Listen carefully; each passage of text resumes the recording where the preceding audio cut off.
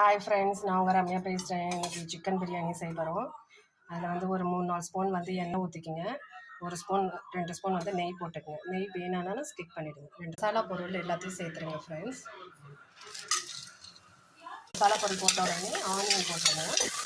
Onion வந்து நல்லா fry பண்ணுங்க ஃப்ரெண்ட்ஸ். நல்லா ப்ரௌனாக ஆகிற வரைக்கும் ஃப்ரை பண்ணுங்க.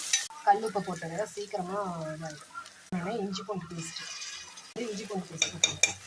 அதான பிறகு தக்காளி போட்டுருங்க. தக்காளி போட்டு கொஞ்சம் தக்காளி நல்லா சாஃப்ட் ஆகும் சார். புரிஞ்சிடுச்சு. இப்போ கொஞ்சம் தயிர் ஒரு 2 ஸ்பூன், புதினா ஒரு கைப்பிடி, நிமிஷம் நல்லா வதக்குங்க.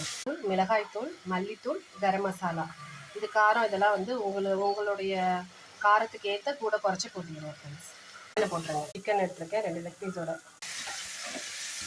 2 கப்புக்கு 3 கப் வாட்டர் ஆட் பண்ணி கொஞ்சம் வேக விட்டு வச்சு இறக்குனா